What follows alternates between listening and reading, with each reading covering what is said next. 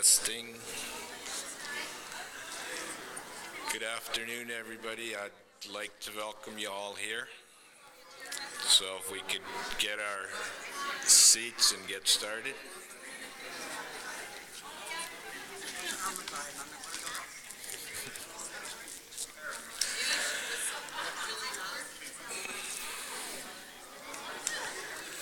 For those of you that don't know me, I'm Hugo Toast, the son-in-law, and I'd like to say grace for the food we're about to receive.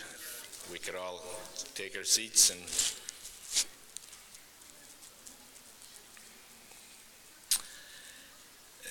to say grace, I was going to ask you all to say the grace of that the family one that they always said before every family meal. If you could all join me in saying, "Come, Herr Jesus."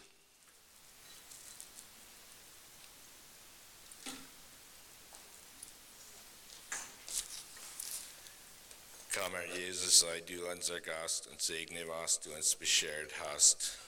Amen. So I'd like to ask you for the ushers to the ushers will direct you as to go for the food, and so I'll leave it up to them now.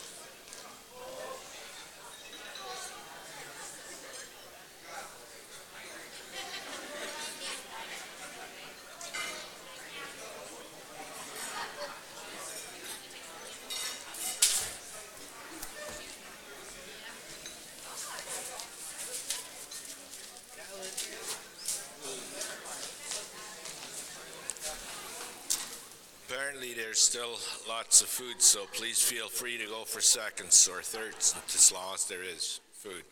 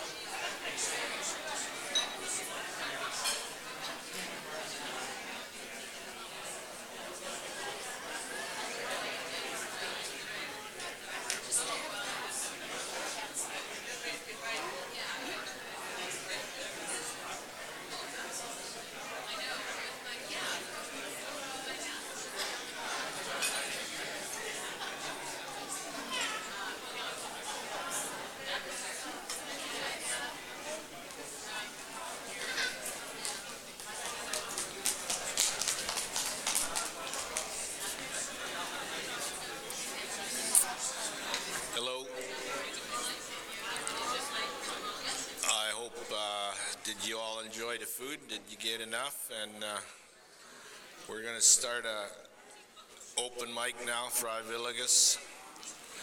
And I understand there's a trio here that wanted to do a song, so are they ready? Would we want to start with that, or is there somebody else?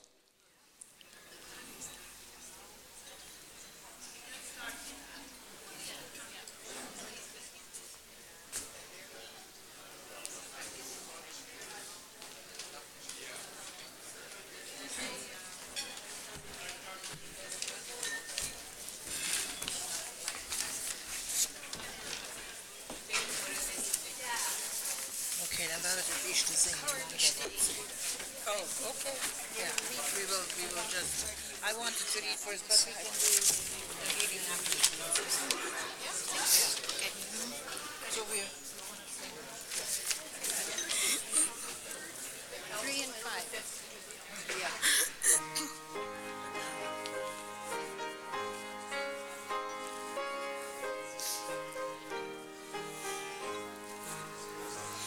Ich bin durch die Welt gegangen und die Welt ist schön und groß und doch zieht mein Verlangen mich weit von der Erde los. Ich habe die Menschen gesehen und die suchen spät und früh.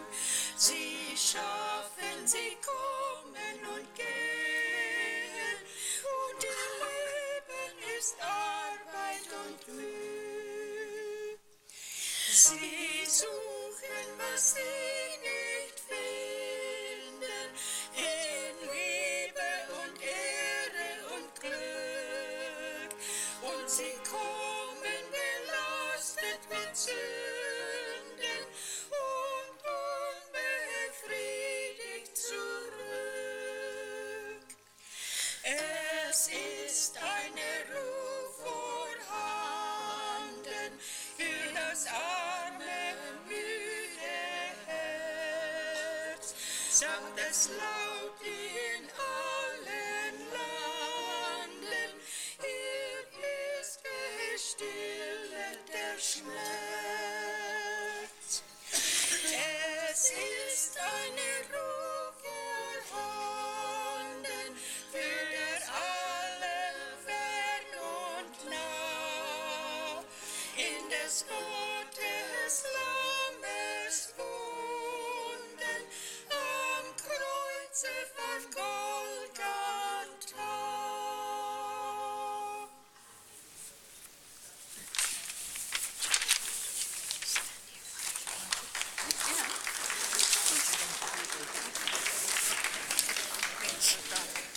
Hello, I am Marley Boschman, good friends of David and Mika.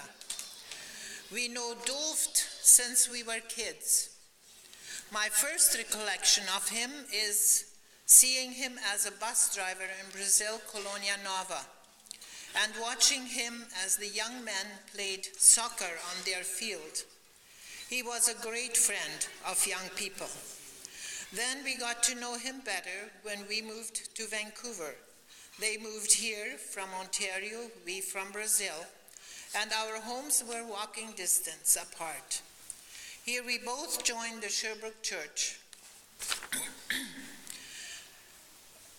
Later, both families moved to the same street here in Abbotsford and joined Ebenezer.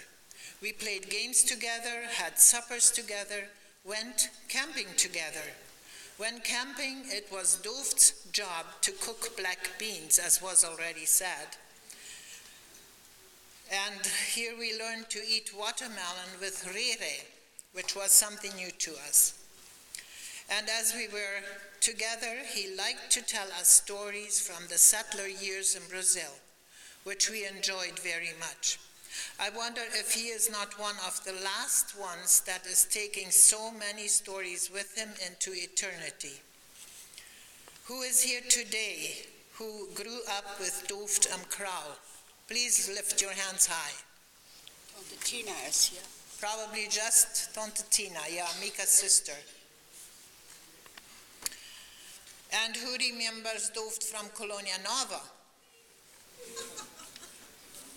That's it? Just one hand? Many people. A friend of ours told us that he remembers Dooft and friends going out in the evening, and as they walked, they sang mostly Volkslieder like Im schönsten Wiesengrunde, am Golf von Biscaya, am Strande von Rio, and so on.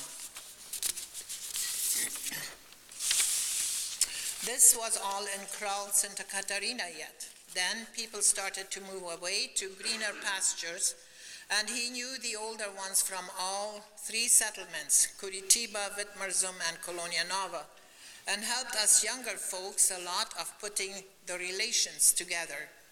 He remembered all these people clearly. Sometimes we had quite a discussion going because he was so sure about things and we thought we knew something too. We are thankful that we knew him for so long. For my sister Gertrude, he was a second dad here in Canada. His kids were so nice to share him with her. At the World Cup time, they had great discussions about the game and the players. Quite often he asked her to bake peppermint cookies. They had to be just so. We will miss his humor and knowledge, but he is in a better place now. Ruhe sanft, Dooft. Uncle Dooft and Tante Mika were very good friends of my parents, and already in Brazil and here in Canada. In Brazil, we were their neighbors, just their old Mr. Fast, and then the Doof Foster, and then Jash Foster. And quite often, if I needed to go to see my Oma to wash her floors, etc., I would go and catch a ride on the bus to Dorf number 2. And in the evening when I would come back, I would be so disappointed if I missed the bus, because that meant I had to walk all the way home, past everybody's dogs, which still terrify me to this day. But they used to come over and play cards with Mom and Dad really enjoyed it. Tante Mika was sick for a long time, and my mom was sick for a long time, so they were very good friends, because I think they could understand each other. So we will miss him too, and we wish all the family the best and give you our deepest sympathies at the loss of your dad. I always thought, when you're old like me and your parents pass away, it's not so hard, but it is. So often you want to ask them something, or you hear something, you want to phone them and tell them, and then you realize, oh, I can't do that anymore. So as you go through this time of mourning your dad, remember all the good things that you remember, and that will help.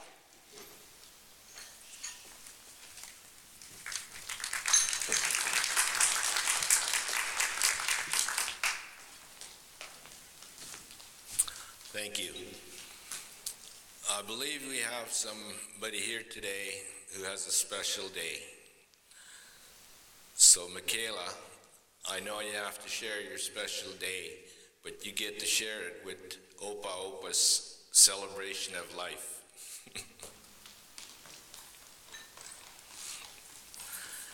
Is there anybody else that want to say something, or?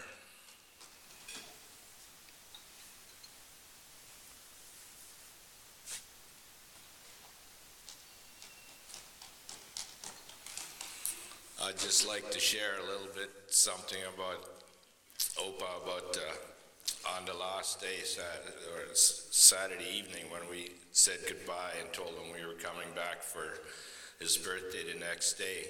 He suddenly wanted to know what the time difference was between here and Germany. And then we came up with it that he was born in Germany, so when we left, it was already his birthday. And he kept his sense of humor right to the end.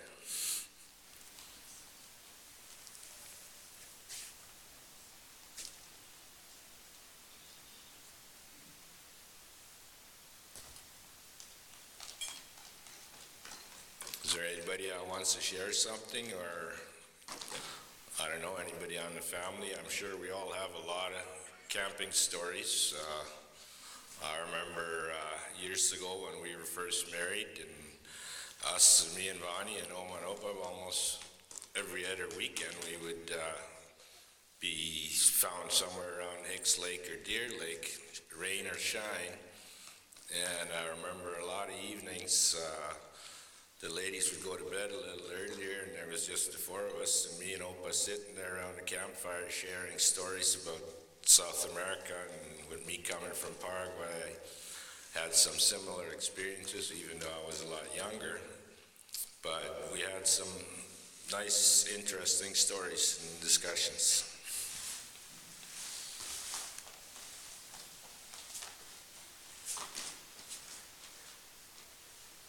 Nobody?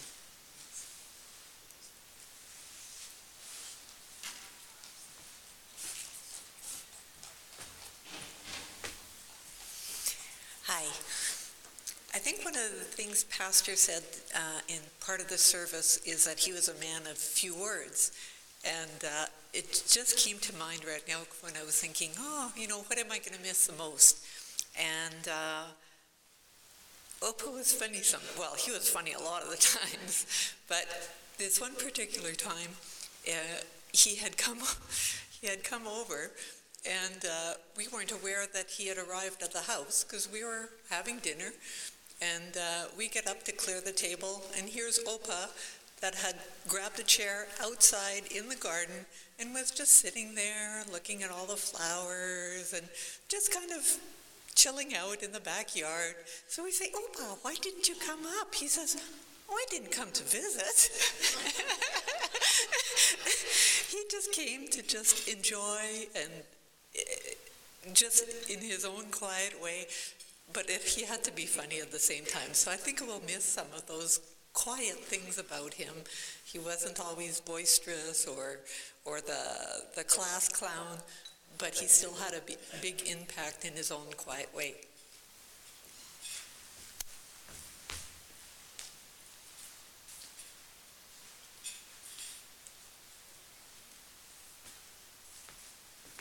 Thanks, Elaine. Anybody else?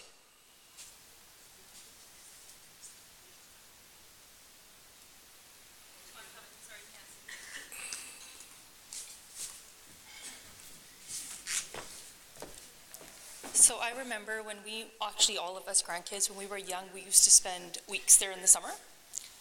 And every single night before bed, you'd have to have Rice Krispies. Like, it was very important. It was like a tradition. He would wait till Oma went to bed, quickly look, and then dump so much sugar we could not go to sleep. And we're talking 11 o'clock at night. And Oma could never understand why we were like all morning. It's little things and stuff like that. And he knew he's very confused. My kids called him Opa squared. It's Opa, all right? He never figured that out. That made me laugh, sorry. Come on, my cousins, somebody has to have a story. Have a story. Besides me. Oh, I don't like public speaking either.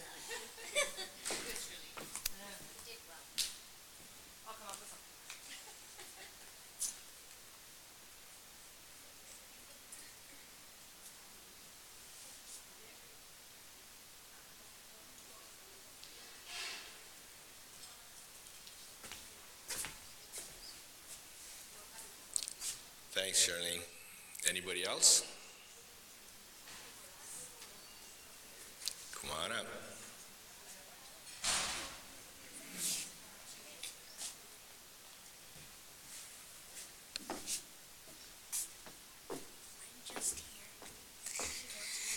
Just want to say that we'll miss Opa very much because even though we weren't that close, he's still a part of our family.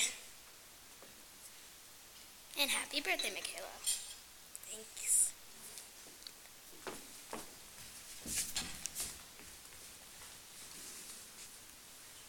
Thank you.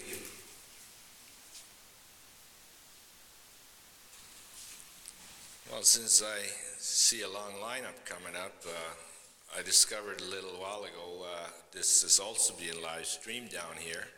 So I'll take the time to say hi to Tante Reidel and Ivald and Hilda down in Brazil. And hi, Cristina and Isaías in Colombia. I guess you're watching.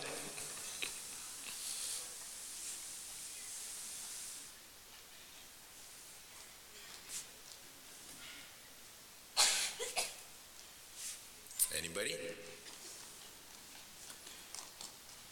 I guess Sandra's not coming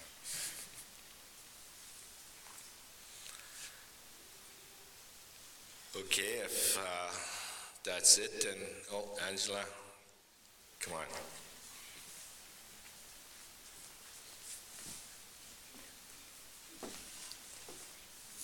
I'm not sure what I'm going to say yet, but something that I know very sure, when I was welcomed into this family by marrying Adam, I had already missed out on Oma. That's something that I regret a lot, because I saw how important she was to the family. And in the last little while here, it's been such an impact to realize that I didn't miss out on Opa. And what an incredible, incredible man. The memories that he shared of growing up, they'll stay with me. They blow me away every time he told the stories, sometimes a few times. They were just amazing, some of the things he went through. And then I was able to make some of my own memories with Opa as well. I was able to clean his house for him for a while.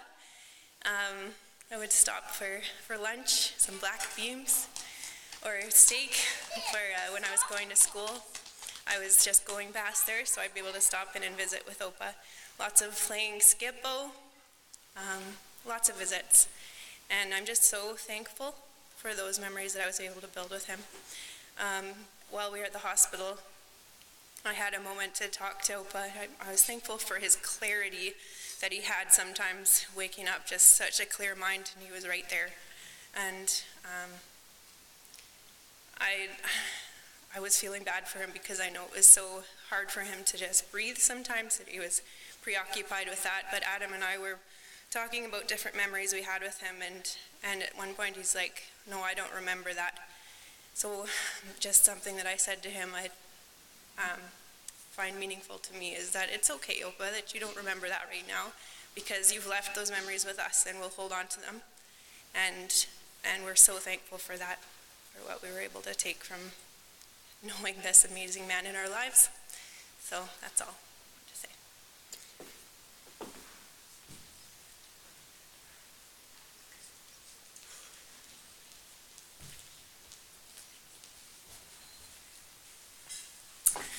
Hi, I just wanted to share one of the recent memories I had at OPA. It's not super recent, but my kids were doing a project on their family history, and they chose my dad's side. So I called Opa and I asked if I could come over and he could tell me stories about growing up in Brazil, just kind of his life story.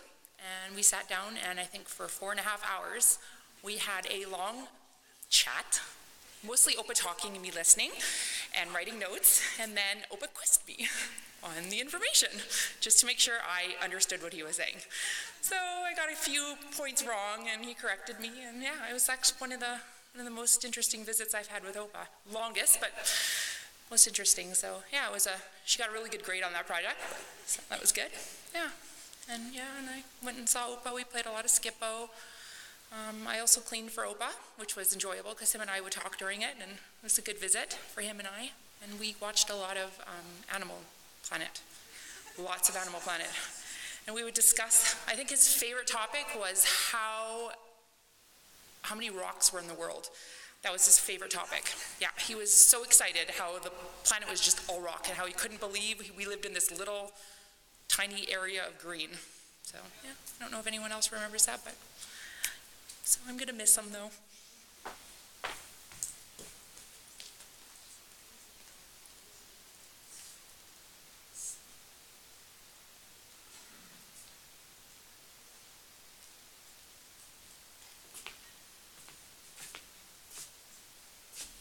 Anybody else?